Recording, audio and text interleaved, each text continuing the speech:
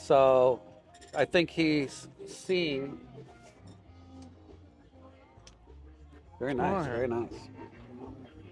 So y'all, welcome here. Jason here with Echo Nesters / Adventure Nesters. As you can see from everything that's around you, and of course the main man sitting right here, I'm with CAtuned Off-road. It's been our honor to be a part of the experience with him at the Adventure Van Expo show right here in San Juan Capistrano. And I have the actual exclusive opportunity to interview Max and ask some questions. So a lot of folks that follow us on our channel, a lot of folks that follow you on your channel, have a lot of questions to ask. There's a couple key ones that I pulled out, about 5.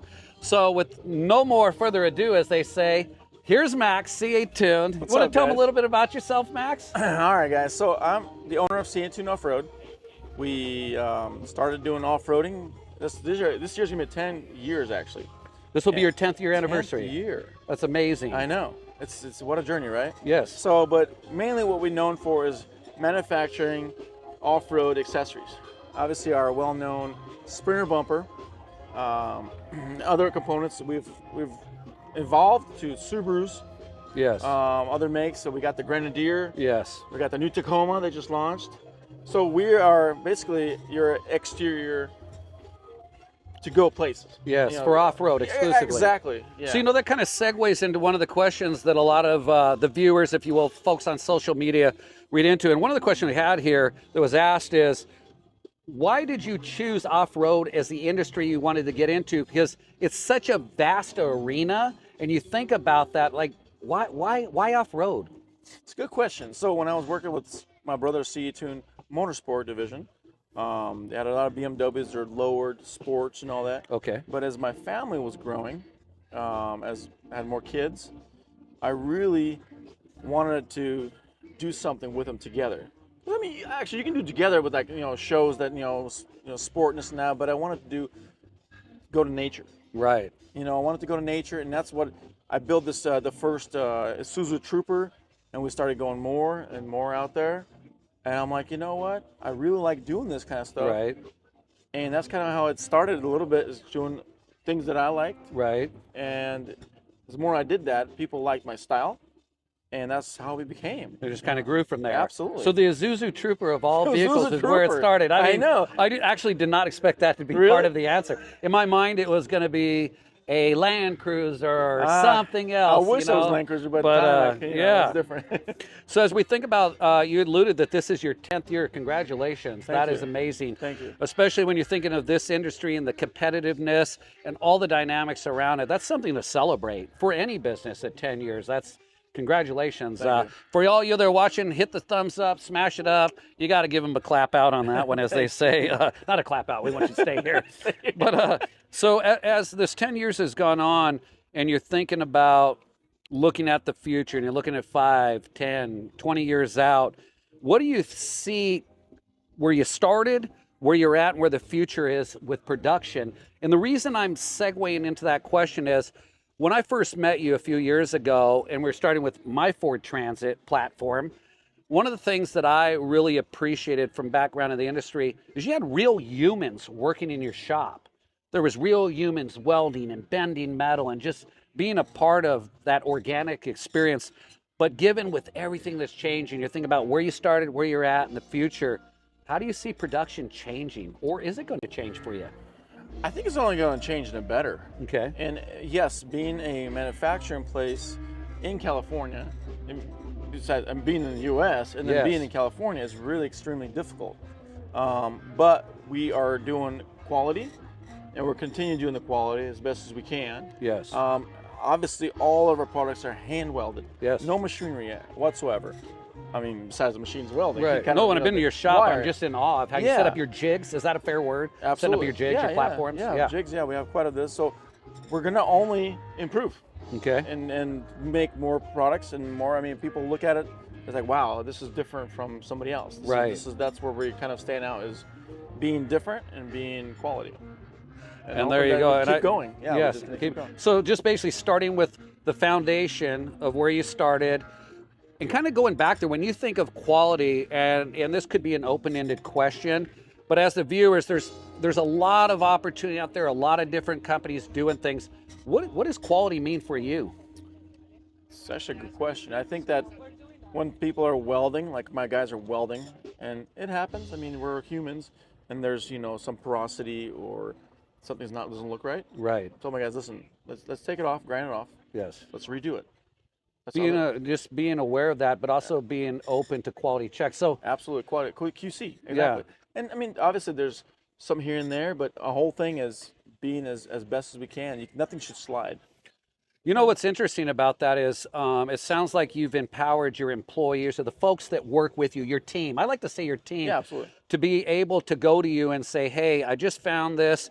I'm not really happy with it. And you're going to say, hey, rather than get excited or yell at them or degrade them or whatever else happens in other industries or with other platforms, it sounds like what you do is say, hey, I'm glad you brought that to my attention. Absolutely. And this is what we need to do different. So empowering the employees to have the confidence to be able to go there, I think that's just segues right into the ultimate turn of quality, if you will. Absolutely. And I always talk to my guys, listen, I said, if you can bring to the table that can make things a little bit faster Right. and quality, listen, if like I say, a good pair of gloves, for instance, that can be perfect. Right. The same thing with like, okay, Max, we need a spool gun or something that makes so much better. Yes. I'm listening. I'm here.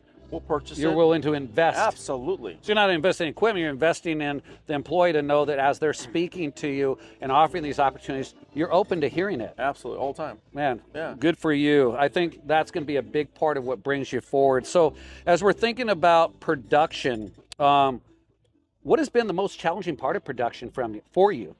Everything. Everything. Honestly. I mean, it was like this. I watched this interview with Elon Musk and Joe Rogan. Elon Musk is manufacturing, he said, is the most difficult thing.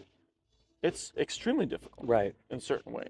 Because here's the thing, I mean, anybody can manufacture a certain thing. Right. But you got to go through tests and tests, make sure all the sensors work, make sure it looks good. Right. Make sure not only all that, make sure you can actually build it and sell it and make profit as a business. Right. Yep. You know what I mean? Yep. Like you can make all the product and then it's cost an arm and a leg. Yes. And people won't buy it, and you won't make the money. That's it. Right. You kind of So think you're shit. all that has to come to play, and obviously we're getting better and better as we go, and trying to figure out, and to stay again in the U.S. Yes. and do all that. Yes. It is difficult. I think that's a big part of what you're doing that I appreciate, as I said in the very beginning, is when you think about the U.S. and our abilities to manufacture, where we've gone in just the few hundred years that we've been around, and to just keep that here. Yeah. And then I have some pride in that.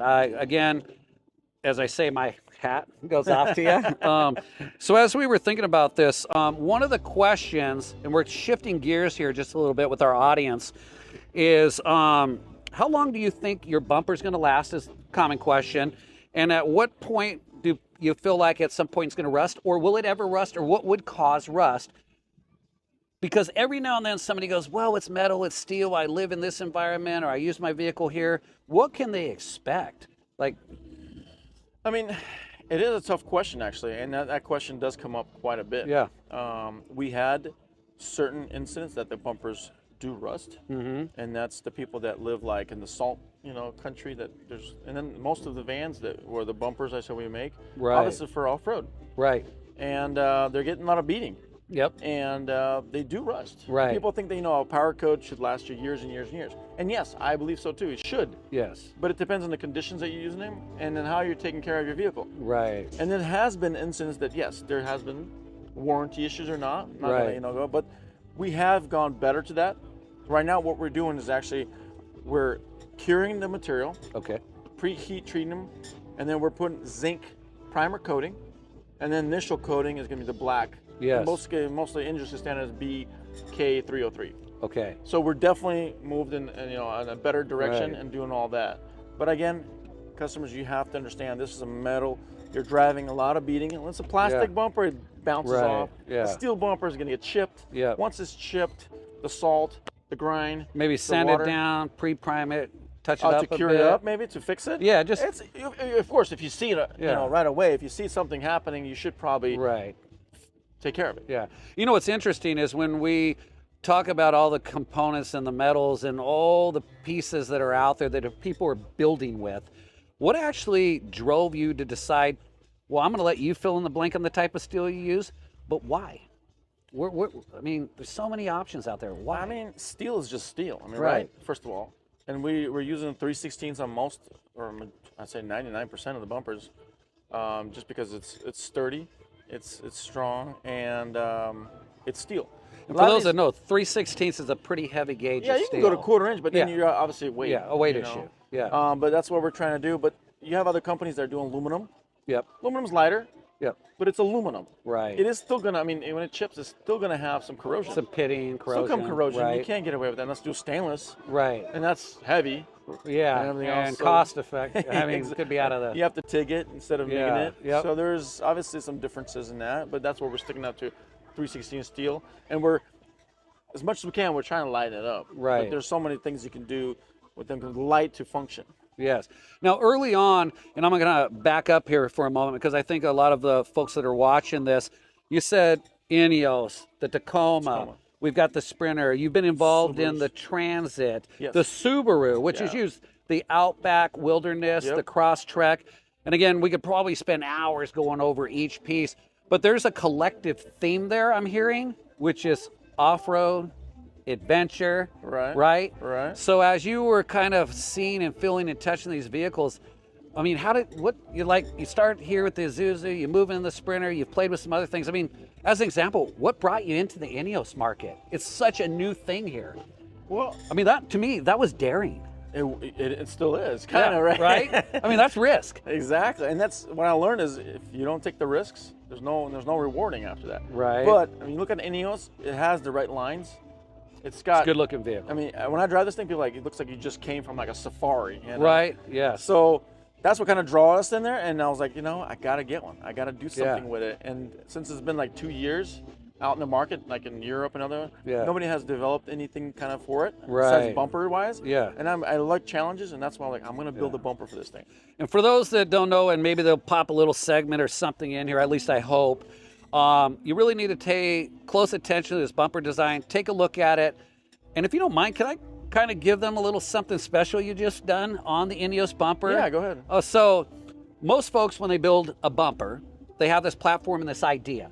And then as things change with the evolution of the needs or they're hearing feedback from the customers, so comes the next evolution of the bumper. So now you have 2 bumpers and then 3 bumpers, and pretty soon there's a lot going on there. You did something really cool recently with the Ineos bumper, and I'm gonna let you fill in the blank because you know what I'm talking about. And I thought it was genius.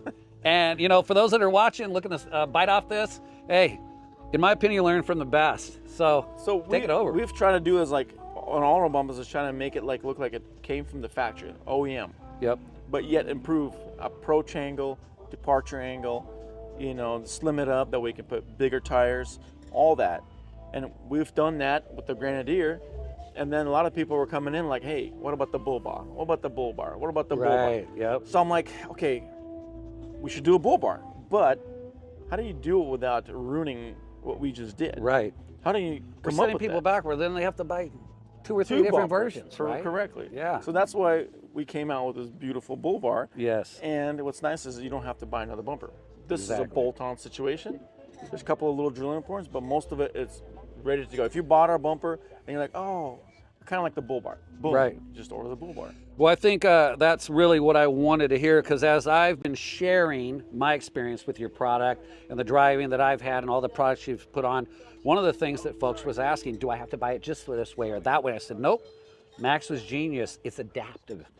And I think that's really where I see that you see things, and sometimes I wish I could just crawl in your head and look through your lens of life, because your ability to do that, and I'm complimenting you for a reason, I want to say is unmatched. I mean, you lead it, and I feel like sometimes others just follow. And Well, I appreciate that, Yeah, no, Jason. it's I true. really do. I met you a few years ago, and like I say, I have all my reasons I fell in love with your company, your family. I feel honored. So as we're talking about the Ineos, and you moved into the Tacoma, and you've done some really cool stuff on that. Thank you. What drew you into the Tacoma market? Because we wanted. I mean, Toyota's a great call. Yeah, absolutely. I mean, we didn't want to. I wanted to get into Tacoma market earlier, but I didn't want to get with all the other eggs in the basket. All the other companies already been out. So the Tacoma just came out, and we've just got it like within a month ago. Yeah. And we started cutting it apart right away. Yeah. I mean, we're used to that. Which for me, I'd be freaking out. I mean, you oh. literally just took this nice vehicle Yeah, and just here, chopping here's up. Max just, let's Chopping go. So that's what we want to do, something new, get in the market as early as possible, Yes. and expand from there. That way, Yeah. somebody's got their brand new Tacoma, they're Googling Tacoma front bumper. They're Googling Tacoma compressors. Yes. Boom, hopefully we're one of the first ones that pop up on Google. Yes. That's our, and not only just the first ones, with quality. And that's the one thing I want to share with you. You get a chance and you go to the CAtuned Off-road website. All the links will be here, at least I hope. And you're looking at the Tacoma. I really want you to pay attention to the integration of that front bumper, the recovery system, the package he's done. And also he's got some really cool rear fender things going on, especially with the dual compressor ARB system. Should we talk a little bit about that? Yeah, or? so I mean, here's the thing. Okay. These engine bays are getting tighter and tighter. And it's tough to put a dual air compressor in certain areas. Yes. We've gone, small, but yes, minimal, but a lot of people want that everything, So we're still maybe working on under hood, but what we have done is actually make a compartment inside the quarter panel, which is just empty space. I mean, we're talking like 2 feet There's a by 3 massive feet. amount of room Yeah. in there. Yeah, And we when you made showed brackets to put a dual ARB compressor. that. Yeah. Oh, it's Perfect. genius, in my opinion. It's in the back. Yeah. Nobody's gonna know. Yep. And it's not like, oh, I have to take a space from my bottom of my chair or in the bed or whatever. When I think about those compartments, the amount of airflow, and you're thinking about compressors that get hot, they create heat. Correct. Sometimes well over 150 degrees plus minus. One of the things that I feel I wouldn't want is underneath my seat, behind the seat, and the rear interior side of a quarter panel. I want it to breathe. And kind of stepping back, that's one of the genius things that you did with the Ineos. If y'all get a chance, there's plenty of video out there. You want to look at what he's done with that compressor, where he's placed it, how it's going to disperse the heat, get you in and out. You don't have to kick the passengers, the gear out. You're right there. So again, my hat goes off to you, just the way you think of things. Now, Thank you. we have some other vehicles to talk about, but there is one question. Just one, right? Yeah, well, maybe. But I want to kind of close out with this because there's a question that a lot of folks out there are wondering. And that is, y'all know what I'm talking about here. I don't know what he's talking about. Oh, you're going to know. No, I don't think so. So I'm going to lean over and I'm going to touch you, but it's going to be in a friendly way. I don't want it to So Oh, boy. the folks want to know, is this real? So Max would probably say it's real. It's real. Some folks might think it's a wig. Some people think it's a chia pet. I mean, there's a lot going on here, I've heard, right? Is it okay if I just pull on it, tug on it? All right, pull on. So that's pretty real, right? So to answer your question, it's real. The only thing they wouldn't let me do for insurance and liability reasons is Choke me out. I tried to get a weed eater or a weed whacker. I looked for a lawnmower. I was going with certain clippers, and they said to me, Jason, if something goes wrong. I said, it can't go wrong. We're not going to cut through it. So, yes, it's real, folks. It's real because you are known for your hair. Matt Max and his hair. So, anyway, We he got didn't see that through. coming. So, anyways, we're going to wrap it up here. Okay, And well, I just pleasure. want to say Yes, one thing. yes, go for it. CAtuned Off-road CAtuned Off-road. is not a hobby. It's a lifestyle. There you go. It is a lifestyle. So, pleasure. Hope you enjoyed this. Any more questions, comments, hit us up. That's it. We got time to do this in the future. Absolutely. All right. Thank you.